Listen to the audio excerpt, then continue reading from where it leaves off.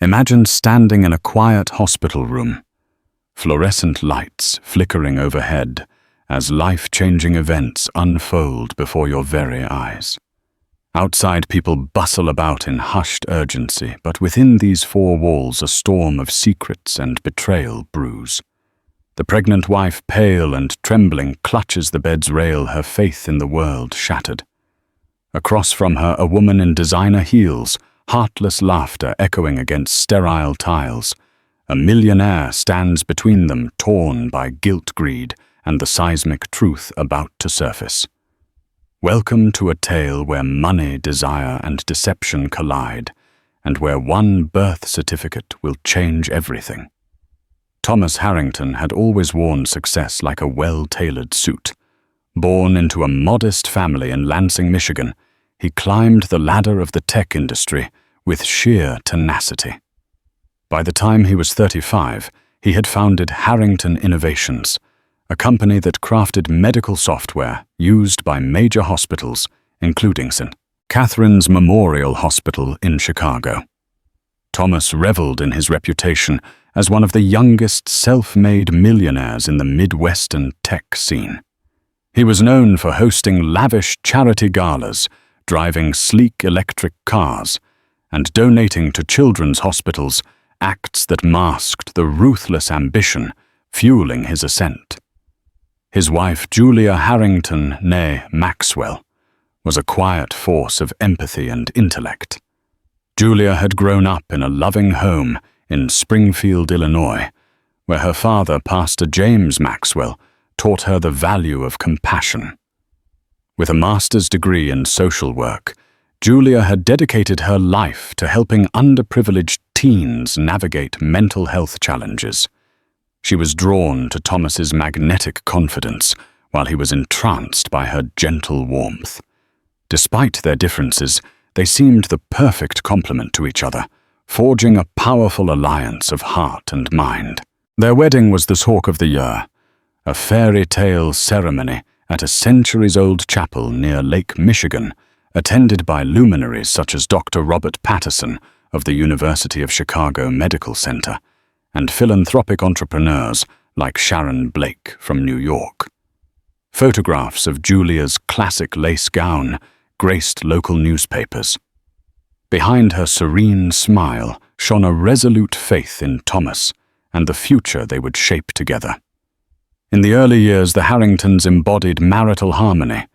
They shared laughter over morning coffee, walked hand in hand through the bustling streets of Chicago, and spent quiet evenings discussing ways to help the community. The darker sides of wealth, the envy, the temptations had yet to cast their shadows. They were building a dream together, a dream where success was measured not just by financial gain, but by the positive change they could bring to others. Yet, as Thomas's fortune and influence grew, so did the demands on his time. Business meetings turned into high-stakes conferences at luxury resorts. Philanthropic events became stepping stones for networking, rather than heartfelt missions. Julia continued her work at the youth center, trying to preserve normalcy. But she could sense a subtle shift in her husband. He was no longer the earnest man who once blushed when she teased him over a home-cooked meal. Flashes of arrogance crept into his demeanor, accompanied by an insatiable hunger for more success, more recognition, more power. Still, Julia clung to her belief that love could overcome any change. She reminded herself that they had weathered obstacles before, that their marriage stood on the bedrock of trust and shared dreams.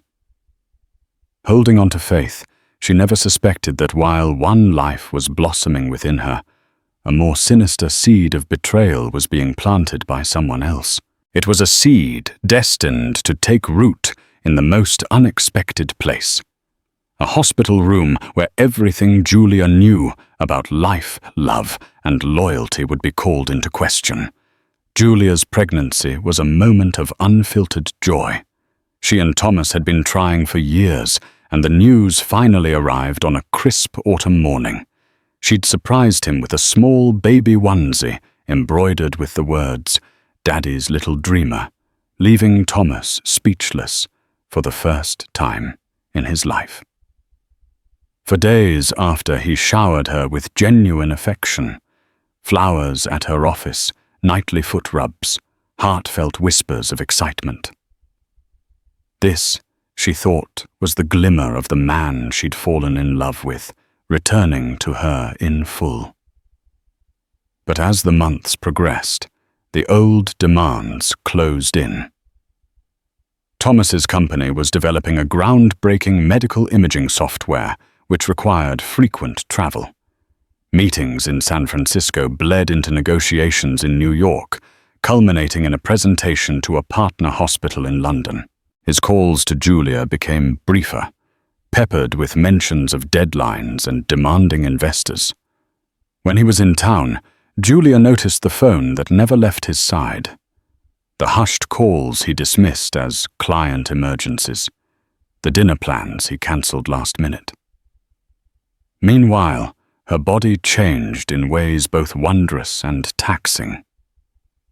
Morning sickness came in waves at dawn, and she leaned over the bathroom sink, yearning for her husband's warm hand on her back. Each prenatal appointment brought her a burst of hope, listening to the rapid heartbeat of their growing baby, feeling the gentle kicks that reminded her of the life they had created. Though Julia fought to maintain a positive outlook, she couldn't ignore the undercurrent of loneliness creeping into her life. She was often left alone to spend sleepless nights reading baby name books and planning a nursery that Thomas rarely found time to visit. At the youth center, she tried to preserve her focus on the teenagers who needed her guidance, but her mind wandered.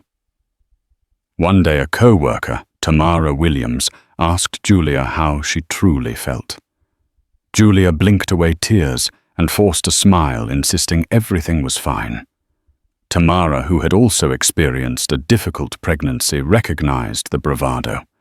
She gently reminded Julia that self-care mattered especially now.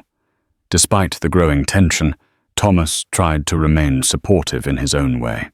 He occasionally texted sweet messages, "I can't wait to meet our little one," or "My two angels."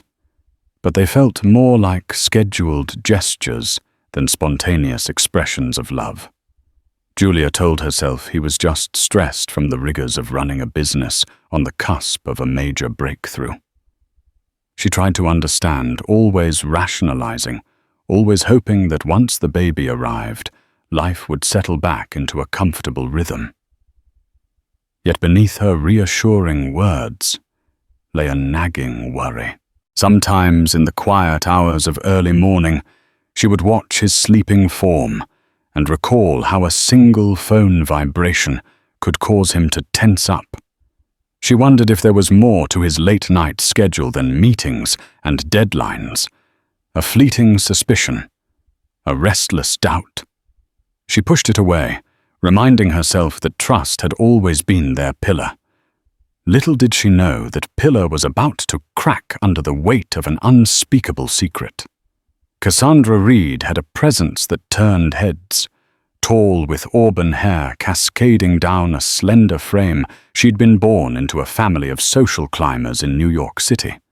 Early on, she discovered her own flair for marketing and built a modest reputation by working with high-profile clients in the healthcare industry. Her introduction to Thomas happened at a conference in Manhattan, where their paths intersected during a panel on cutting-edge medical software. Thomas initially saw Cassandra as a valuable business connection. She had the charm to sway potential investors, the knowledge to navigate complex negotiations, and the ambition that matched his own hunger for success. Their partnership began purely professional. She pitched marketing strategies to expand Harrington Innovations into untapped markets. Over late-night brainstorming sessions, they discussed how to position his software as an industry disruptor. Deals were made, cocktails were shared, laughter flowed. Soon the boundaries that separated business from pleasure began to blur. It started with a few flirtatious texts. Cassandra's wry humor and fearless confidence entranced Thomas. She would throw playful jabs at his family man image, praising his success, but hinting that he needed to embrace the full potential of his desires. At first, Thomas resisted. He told himself it was harmless banter. But as weeks passed, he found her attention addictive. Her unwavering focus on him, her willingness to cater to his every whim, even if it was just a passing craving, made him feel powerful, young and unbound by marital obligations. An after-party dinner in San Francisco became the tipping point. Fueled by the glow of a freshly inked contract, they celebrated at a plush rooftop bar. The city lights shimmered below, but neither Thomas nor Cassandra cared for the view. They only had eyes for each other. One glass of champagne led to another, and by midnight they were locked in a passionate embrace in the back seat of a hired limousine. The next morning, guilt coiled around Thomas's throat like a serpent, but he stifled it with justifications Julia would never know. And this fling would fade once the workload lessened. It was just business, just pleasure, nothing more. Still, their affair deepened. Business trips turned into brief escapes. They dined at exclusive restaurants where Thomas's name would secure them private back rooms. Cassandra's laughter echoed off polished mahogany walls, an intoxicating counterpoint to Julia's gentle sincerity. Thomas convinced himself he had control of the situation. This was his life to lead his desires to fulfill.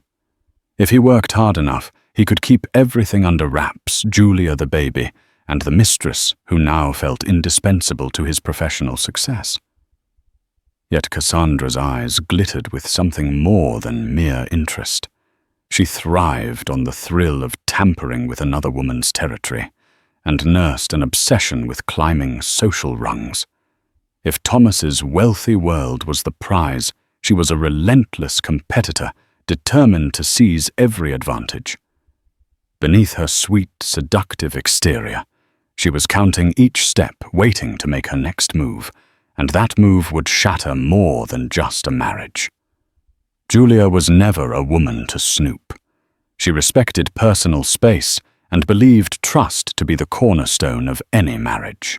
But with her growing pregnancy bump and increasing loneliness, she felt a shift in Thomas's behavior that she could no longer explain away.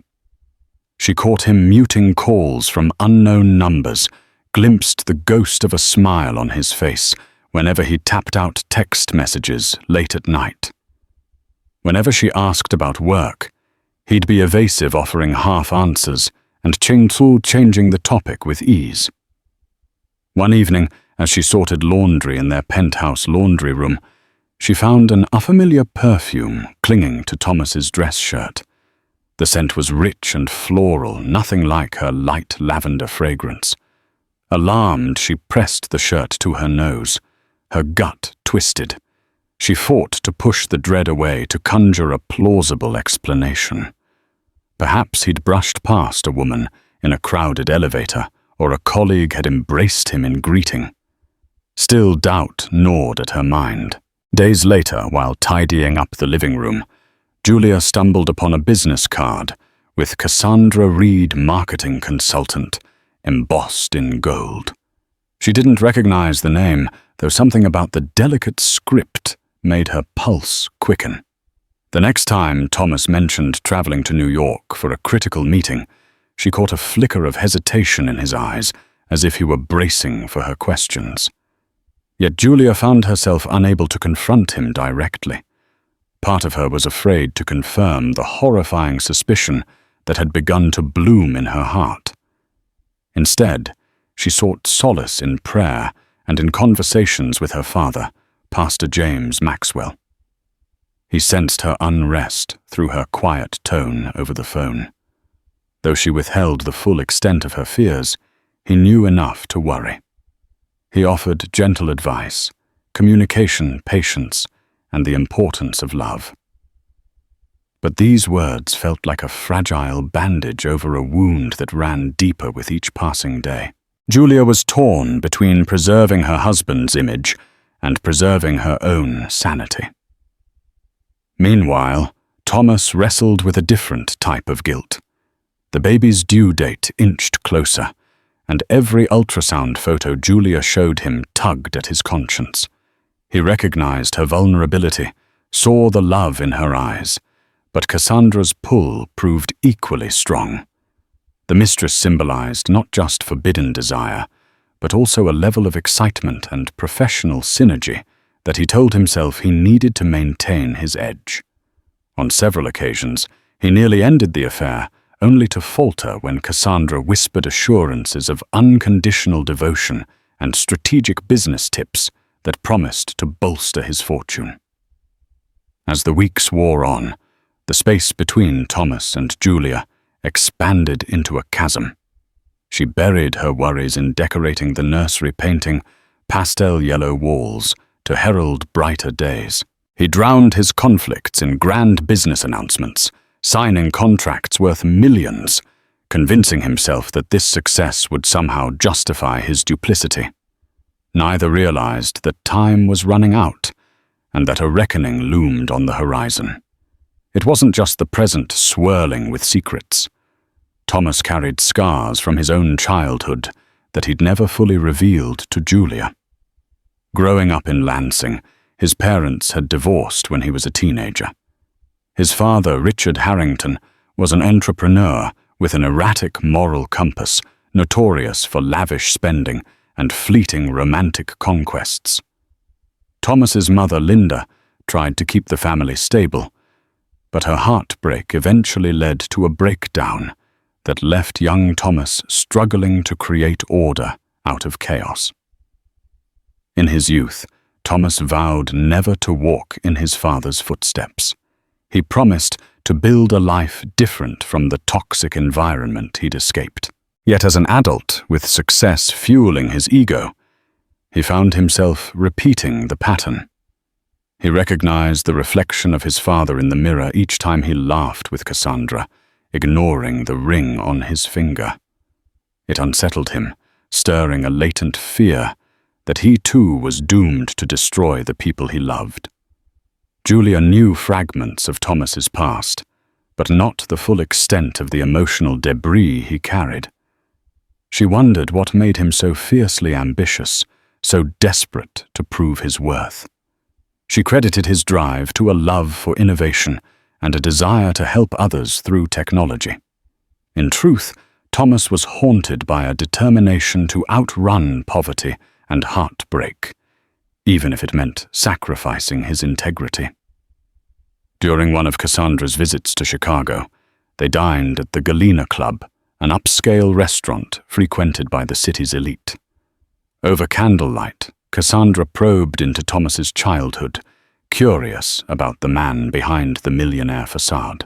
Perhaps she thought sharing personal stories might deepen their connection, or maybe she sensed a vulnerability she could exploit.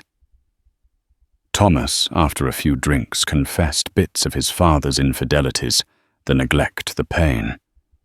Cassandra's eyes lit with an odd satisfaction, as though learning about his fractured past gave her more power over him. Soon after, Cassandra dangled a new marketing concept for Harrington Innovations. She wanted to brand Thomas as the bold visionary, with an empathetic edge, a man of unwavering moral standards who was transforming medical technology for the greater good. The irony wasn't lost on him. Yet he nodded, caught in her orbit, tethered by a mix of lust, ambition, and self-loathing. At home, Julia sensed something changing in her husband's demeanor, a conflicted energy that accompanied him wherever he went. She tried once more to break the silence. Late one night, she set a romantic dinner, lighting soft candles and cooking his favorite dish, garlic butter salmon. She mustered the courage to ask, "Thomas, is there something you want to tell me?" He stiffened, forcing a smile. "Julia, it's just work stress. The new product launch is enormous." He leaned across the table, pecking her on the cheek. I love you. You know that, right? Those words echoed emptily in Julia's mind as they cleared the plates in silence. She couldn't decide which was more painful, the possibility that he was lying or the fear that he might no longer recognize his own truths. Julia's final weeks of pregnancy arrived in a rush of swelling ankles and late-night cravings. She set up the nursery with pastel blankets and stuffed animals, ignoring the gnawing voice inside her that suspected Thomas was drifting further away. Even so, she tried to stay positive, focusing on the child, who would soon grace their world with newborn cries and hopeful eyes. Then came the night when unexpected labor pains seized her. It was 3 weeks before her due date, and Thomas was in Boston, finalizing a partnership. Julia doubled over in agony at home, her phone clattering to the kitchen floor. Panicked, she called Tamara Williams, who wasted no time speeding over and rushing Julia to St. Catherine's Memorial Hospital. En route, Julia tried calling Thomas, but her calls went straight to voicemail. At the hospital, doctors confirmed that labor had started, prematurely, likely triggered by stress or fatigue. Julia's mind raced with fear. Fear for her baby's health, for her marriage, and for the uncertain future that loomed large in the background. Yet she breathed through the contractions, telling herself to stay strong. Nurses settled her into a private birthing suite, hooking her up to monitors and offering reassurances that they would do everything possible to ensure a safe delivery. Sometime around midnight, Thomas burst through the doors, hair disheveled tie, askew eyes wild with worry. He had booked the first flight out of Boston the moment he received Tamara's frantic text. Rushing to Julia's side, he grasped her hand, whispering apologies and promises of a stable future. For a fleeting moment, all her suspicions melted at the sight of him, trembling in genuine concern. She allowed herself to believe that things might be okay. Then, as the contractions intensified and the delivery drew near, an unsettling presence tiptoed into the corridor. Cassandra Reed had arrived at the hospital. Exactly how she knew Julia was in labor remained a mystery. Whether she had tracked Thomas's flight or hacked into some scheduling system or simply used her marketing connections to glean personal information. What mattered was that she was there, her sophisticated heels clicking on the polished floor. Thomas, unaware, remained at Julia's side, stroking her sweat-dampened hair, encouraging her through each contraction. But outside the room, Cassandra prowled like a lioness, circling its prey, peering through the small window to watch the scene unfold. Nurses gave her curious glances, but she flashed a confident smile, claiming she was a family friend, here to offer support. She waited, a glint of anticipation in her eyes. The tension in the air was palpable as Julia's labor progressed. Yet beneath the beeping monitors and the doctor's calm instructions, another drama was about to unfold, one that had nothing to do with the miracle of childbirth and everything to do with betrayal. And in just a few hours' time, that betrayal would become as undeniable as the newborn's first piercing wail. At 4 a.m., Julia's contractions reached their peak.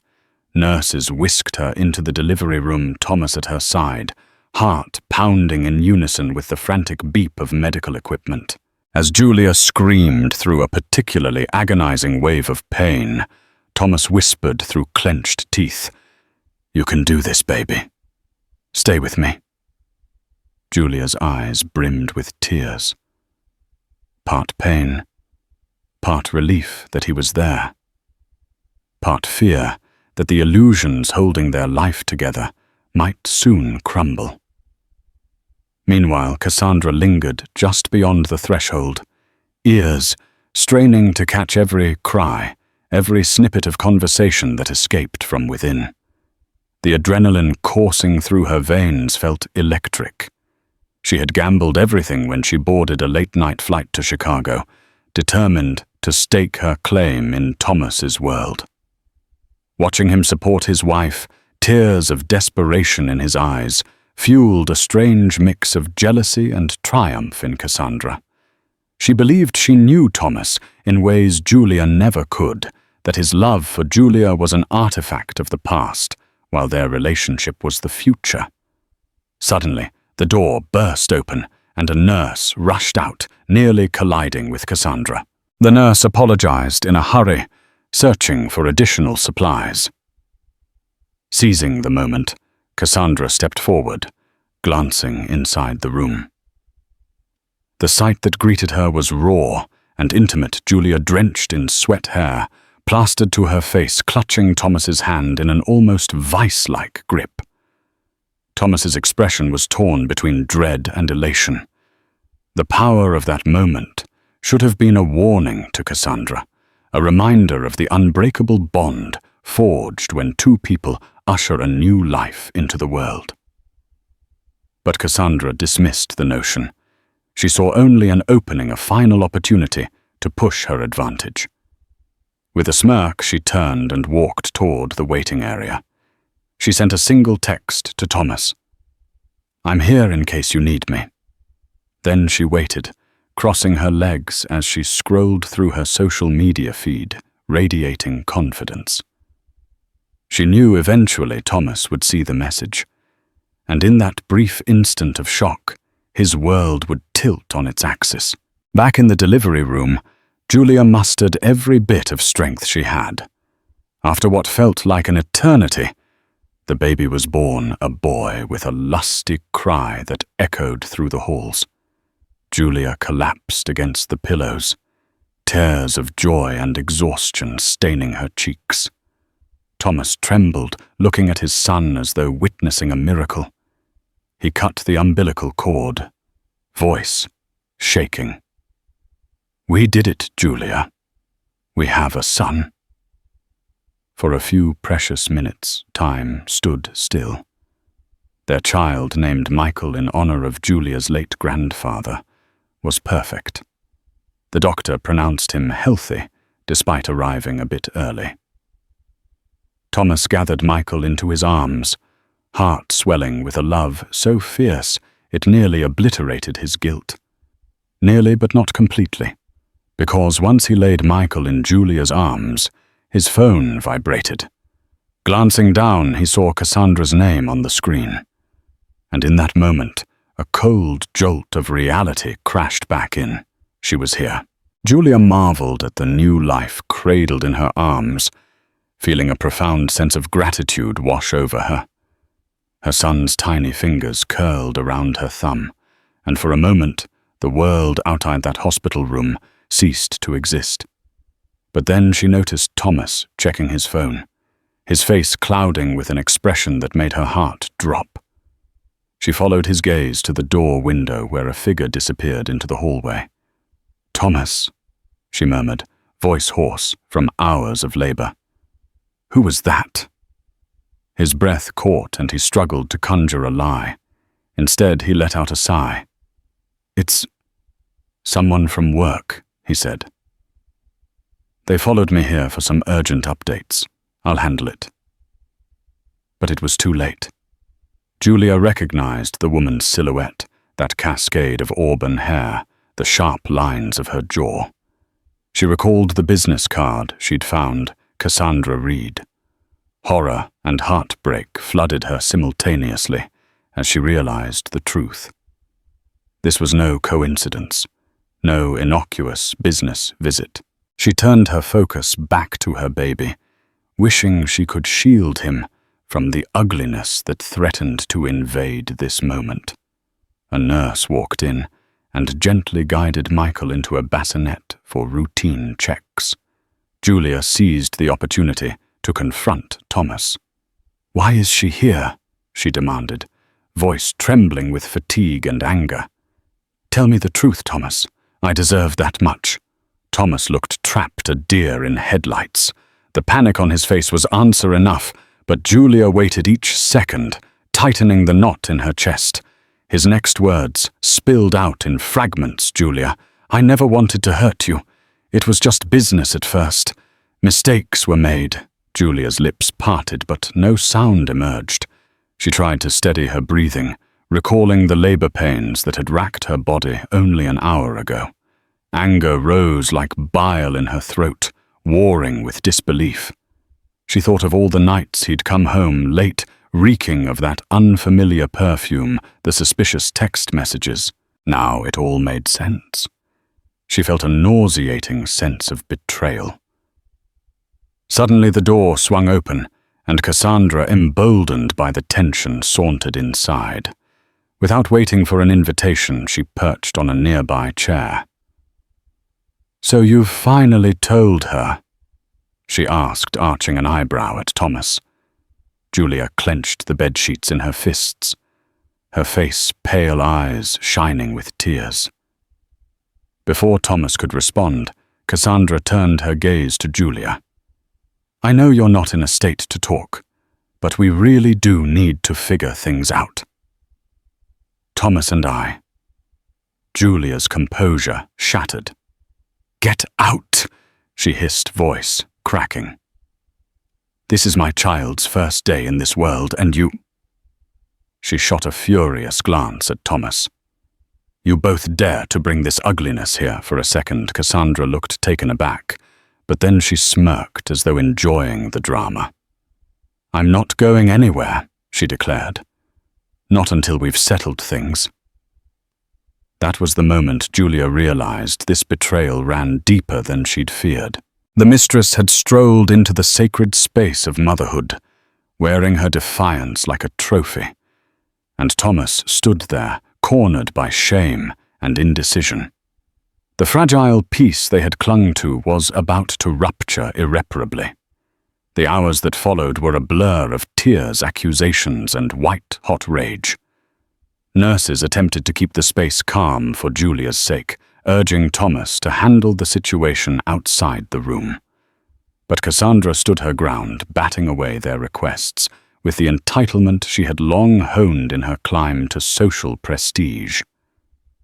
Julia finally demanded the nurse station call security if Cassandra refused to leave.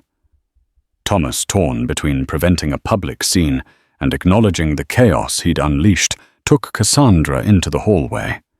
His voice shook as he hissed, "What are you doing here? This isn't the time or place." She scoffed. "I have a right to be here, Thomas. We have a future together, don't we? Or are you planning to just walk away now that your wife's given birth?" Her eyes glittered with a dangerous intensity. Inside the room, Julia tried to focus on baby Michael, on the sweet smell of his newborn skin. But the confrontation right outside the door was impossible to ignore. Heart-hammering, she squeezed her eyes shut, praying for strength. Her father's words echoed in her mind. "Love can heal if it's genuine." But in that moment, she wondered if this love hers for Thomas had been a naive dream. Eventually, the hospital's security arrived, and Cassandra was escorted off the maternity floor, livid and sputtering threats of legal repercussions and exposing everything. But Thomas convinced them not to press charges, promising he'd handle her. Julia watched from the window, numb with shock, her world unrecognizable. Later, a solemn hush descended in the hospital room as a nurse brought in the official paperwork for the birth certificate. The nurse smiled, congratulating the new parents, oblivious to the turmoil churning beneath the surface. She pointed to the designated lines where they should fill in their names, mother, father, and the baby's name. Julia hesitated, pen hovering above the form. She glanced at Thomas, tears brimming. "Should I even list you as the father?" She whispered, her voice cracking. It was a devastating question, one that sliced through Thomas like a blade. "I'm his father," he answered, trying to mask the tremor in his voice. "You know that, don't you?" Did she doubt flickered across Julia's face. The possibility that Thomas might not be Michael's father, unthinkable, but suddenly plausible amid the twisted revelations. "Thomas, how long has this been going on?" she asked, referencing the affair that now overshadowed their lives. Thomas lowered his head, unable to meet her gaze. "Almost a year," he confessed, voice barely audible. "But I swear the baby is mine. I've never strayed from you physically until Cassandra. Please, Julia, don't punish our son for my mistakes." Julia's heart clenched. A year. An entire year of deception, during which she had carried his child, dreamed of the life they would have as a family. Anguish warred with maternal instinct, but in the end, her love for Michael took precedence. With trembling hands, she wrote Thomas's name on the birth certificate. The nurse, sensing the tension, quietly collected the document and exited. In the next room, a muffled shout from the hallway signaled that Cassandra hadn't truly gone away. The newly signed certificate felt like a fragile promise of fatherhood, of accountability, that might shatter before it even had a chance to bind them together. The morning after Julia's world collapsed should have begun with peace. A new mother should be basking in the quiet joy of holding her baby, her heart full and hopeful. But instead, Julia awoke in the hospital to the heavy ache of betrayal and a silence more suffocating than the labor pains she'd endured. Michael lay sleeping in the bassinet beside her, blissfully unaware of the storm swirling outside his little cocoon. Julia sat propped against the pillows, arms crossed tightly over her chest, unable to erase the image of Cassandra's smug face in her room, seated like she belonged there, like she had some claim over this sacred space. And Thomas, he had let her in. Julia had sent him away the night before. Her voice had trembled with fury and exhaustion, but her words were clear. Leave. And he had. But not for long. By 8 a.m., a soft knock came at the door. "Mrs. Harrington," a nurse said gently. "Your husband. He's downstairs. There's someone else with him. She says she needs to speak with him. Should we ask her to leave?" Julia didn't respond right away. She wanted to scream. Yes. She wanted to demand that Cassandra be escorted from the building, from the city, from her life. But she also knew this confrontation needed to happen. She needed to see what kind of man Thomas was, now how he would handle the fire he had set. "Let them talk," she whispered. "But not here. Not near my son." The nurse nodded and left quietly. Down in the visitors' lounge, Thomas sat across from Cassandra, his posture tight, knuckles white against the armrest. Cassandra, by contrast, was perfectly poised. Her silk blouse pressed her lipstick untouched. She didn't look like a woman grieving the loss of a relationship. She looked like a strategist, a woman ready to negotiate her terms. "You really thought I'd just disappear, didn't you?" she said calmly, crossing her legs. "You thought after everything I'd just slip back into the shadows and let you play devoted husband." Thomas exhaled slowly, rubbing his temples. "Cassandra, this isn't the place. Julia just gave birth. Our son is upstairs."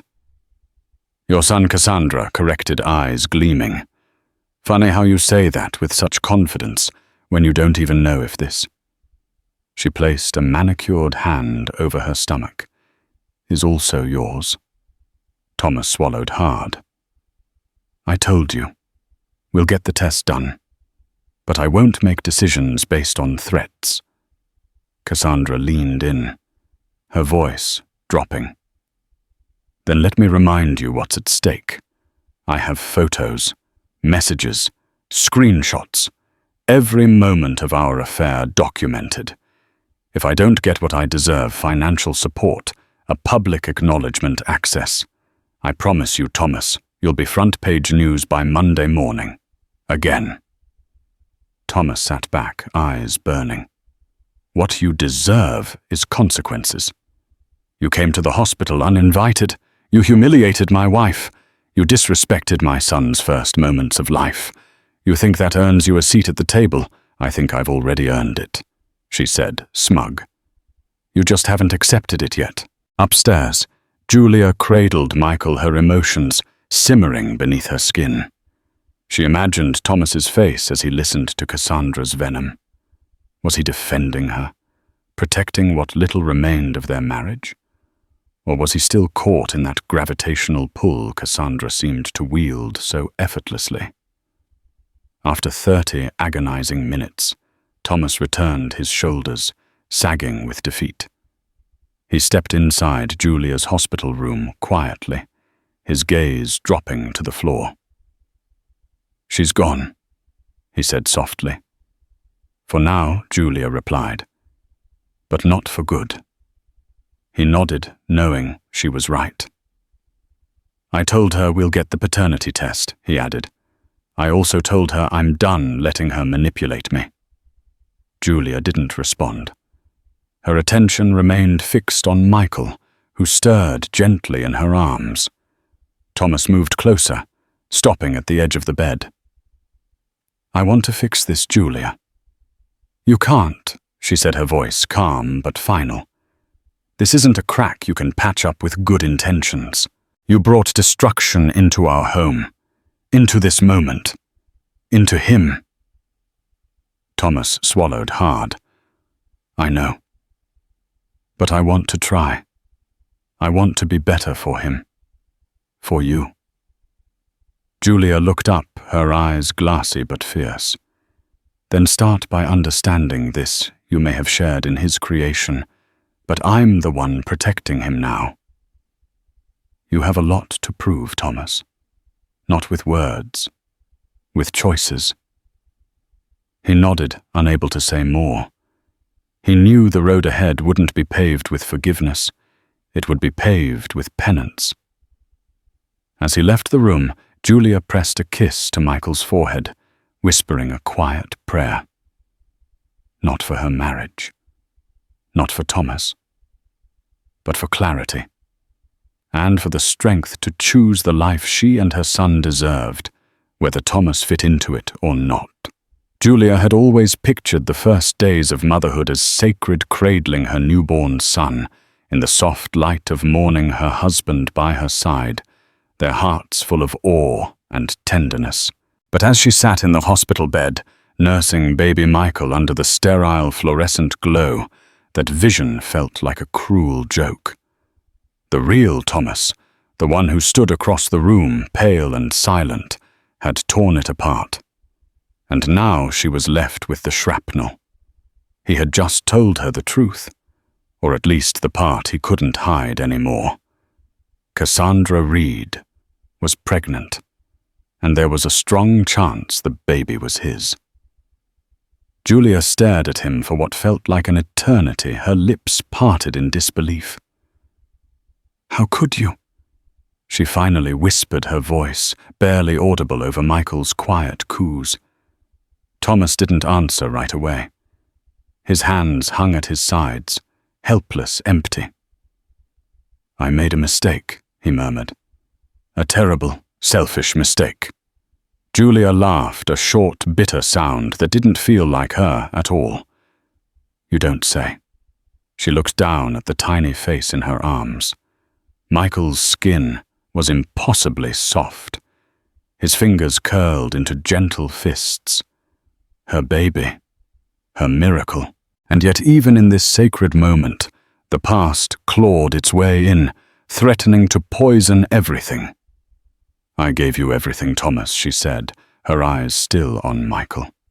My heart, my trust, my future. And while I was growing your son inside of me, you were out building a second life. Thomas took a step forward, and Julia instinctively pulled Michael closer. Don't, she said sharply. Not right now. He froze. I want to understand something, she said, her voice steadier now, cold and cutting. Why her? Why during my pregnancy wasn't there enough between us? Wasn't this? She glanced down at Michael enough. Thomas ran a hand through his hair, exhaling like he'd been holding his breath for days. I don't know how to explain it. I was overwhelmed. You were changing, everything was changing, and I felt like I was being left behind. Julia blinked. So instead of growing with me, you escaped. Into her. I didn't mean for it to go that far. But it did. She snapped. Far enough that now she's claiming to carry your child. Thomas flinched. We're doing a paternity test. Nothing is confirmed yet. Julia shook her head. Confirmation isn't the point. You betrayed me in the most vulnerable time of my life, and now you've brought another woman's crisis into my son's birth. A long silence followed. Only Michael's soft breaths filled the space between them. Finally, Julia spoke again. You need to leave. Thomas looked stunned. Julia, please, don't do this. She met his gaze with calm resolve. You don't get to ask me for anything right now. I just gave birth. I'm in pain. I'm exhausted, and I'm trying to keep myself from breaking apart. So please, go. He opened his mouth, then closed it. For the first time since they met, Thomas Harrington didn't have a rebuttal. He walked to the edge of the bed, hesitating. I love you, he whispered. Julia looked away. Then you should have protected us. Thomas turned and left the room, the door clicking shut behind him, like the final punctuation of a sentence she never wanted to hear. Alone, Julia sank back against the pillows, her arms still wrapped around Michael. She kissed his forehead, letting a single tear fall onto his downy hair. I'll protect you, she whispered, rocking him gently. Even if I have to do it alone. Across the city, Thomas returned to the penthouse he used to share with Julia. It was quiet. Impossibly quiet. The walls echoed with memories, the sound of her laughter in the kitchen, the hum of lullabies she used to sing in the evenings. He walked past the nursery they had designed together. The mobile spun slowly above the crib untouched, and for the first time in his life, Thomas understood what it meant to be truly alone. The illusion of the perfect life he had built, the wife, the success, the child had shattered, and all that remained was a man brought low by his own choices, unsure if the damage he caused could ever be repaired. 2 weeks had passed since Julia gave birth to her son Michael, and 2 weeks since her world shattered beneath her. Instead of returning to the penthouse she once called home, Julia moved into the quiet safety of her father's parsonage on the south side of Chicago. It was a modest, peaceful place filled with family photos, well-worn books, and the scent of coffee always brewing in the kitchen. For now, it was a sanctuary, Pastor James Maxwell. Her father became her anchor. He helped rock Michael when the newborn cried through the night, and warmed bottles with a gentleness that belied the sternness of his pulpit presence. More importantly, he never pushed Julia to talk before she was ready. He simply sat with her during the long hours when grief settled into her bones, listening without judgment. Each night when the house fell quiet and Michael finally slept, Julia allowed herself to cry. The tears weren't just for Thomas's betrayal. They were for the life she thought they were building, for the nursery that now stood empty, for the vows that had once felt sacred and now rang hollow. Meanwhile, Thomas's world was crumbling in a different way. Back in his penthouse, Thomas found no solace in the sweeping city views or the sleek furniture. Everything reminded him of Julia, her laughter in the kitchen, her soft footsteps in the hallway, the ultrasound photos once proudly displayed on the refrigerator. Now only silence remained. He barely left the apartment. A rotating crew of legal advisors and crisis managers filled his days trying to keep his name out of scandal columns. Cassandra's threats had intensified. She had promised to leak personal messages, photos, and even sensitive business files if Thomas didn't do right by her. Her demands were growing bolder by the day: public acknowledgement, financial compensation, and a permanent role in his life.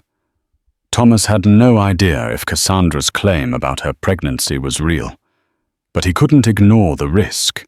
If she truly was carrying his child, the ramifications would be catastrophic for his marriage, for his reputation, for his company. A week later, a letter arrived written by Julia. It was short, direct, and heavy with restrained emotion. In it, she made her position clear. She had retained an attorney and was pursuing legal separation. She needed time and space to determine if their marriage was worth salvaging. If Thomas wanted a chance to rebuild it, would require complete honesty, full accountability, and a commitment not only to her, but to Michael. "You may be Michael's father," she wrote, "but that doesn't make you a father. That's a role you'll have to earn, one sleepless night. One decision, one truth at a time." Thomas read the letter 3 times, his hands trembling. For the first time in weeks, the noise of public scrutiny faded into the background, replaced by something more devastating. The realization that he had broken not just Julia's heart, but the very foundation of his family.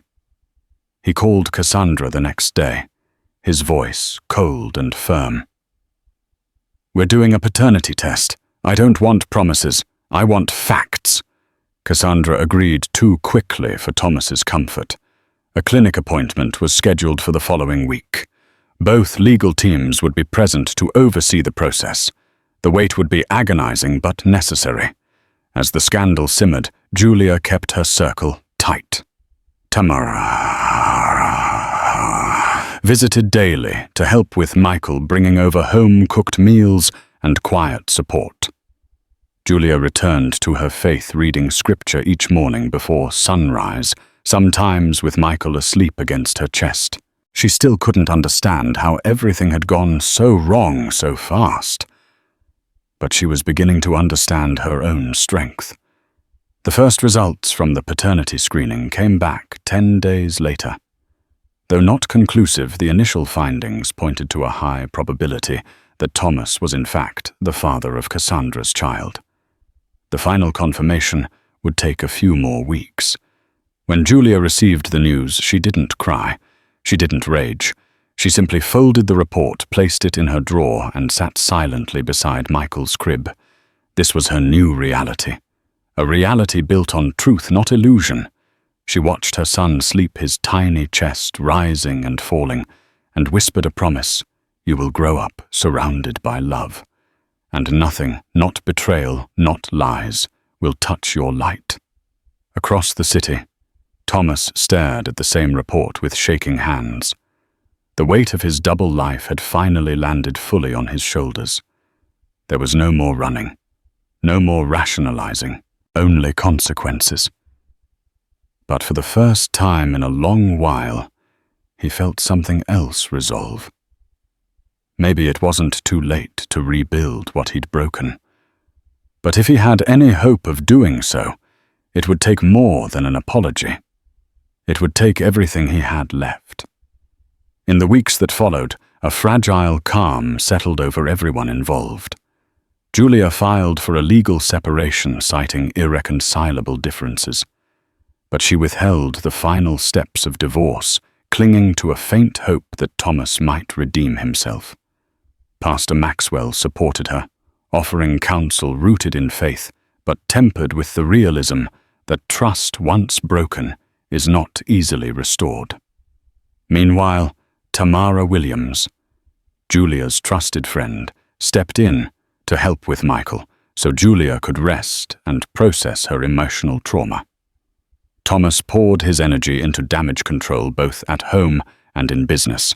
Harrington Innovations weathered the initial media storm, thanks to an empathetic press statement that cited personal and private family challenges. Some sponsors distanced themselves quietly, but longtime associates like Sharon Blake from New York stood by him, acknowledging that personal scandals, while messy, did not negate the technological breakthroughs the company had achieved. Yet Thomas's nights remained sleepless. Every success felt hollow without Julia and Michael by his side. As for Cassandra, she maintained a tense standoff with Thomas. Through her lawyer, she provided preliminary medical documentation suggesting a pregnancy, but insisted on financial support pending further tests. Whispers of a second mistress occasionally reached Julia's ears, though there was no concrete evidence. Tired of the speculation, Julia focused on her son and her own well-being. She wasn't oblivious to Cassandra's manipulations, but refused to let that woman's demands dictate her life. Finally, the day for the initial paternity test arrived. Cassandra strode into the clinic, her posture stiff with defiance, while Thomas appeared hollow-eyed but resolute. Lawyers for both parties stood by, ensuring no tampering could occur. Although the conclusive test required more time, an early screening indicated a high probability of Thomas's paternity. The results would take weeks to confirm beyond doubt. Julia received the news calmly. She had steeled herself for this possibility, resolved not to let it break her. If Thomas was indeed the father, it only reinforced how far his betrayal had gone. But a small part of her also recognized an unspoken relief. The truth once revealed left no more room for doubt or illusions. Only clarity remained, harsh, painful, but liberating. And so the stage was set. Each player in this entangled drama stood on the edge of an uncertain future. A baby boy named Michael who symbolized hope. A mother fighting to safeguard her child's innocence. A father racked with guilt, yearning for redemption. And a mistress holding secrets that could scorch the earth beneath them all. What happened next would hinge on hard choices and the courage to face truths long hidden in the shadows. Thank you for joining me on this harrowing journey of love, betrayal, and the unexpected twists that can forever change our lives. If this story gripped your heart and kept you on the edge of your seat, don't forget to show your support. Hit that like button and share this video with friends who love a real-life drama unraveling before their eyes. Your subscription helps me continue bringing you stories that both captivate and caution, illuminating the shadows that often lurk beneath a veneer of wealth and happiness. Let's keep exploring the resilience of the human spirit, how we break, how we heal, and how we fight for what truly matters. So stay connected, stay curious, and remember, sometimes the greatest twists in life are written in the most unexpected places, like a hospital birth certificate. Subscribe now for more stories that dare to reveal life's deepest secrets.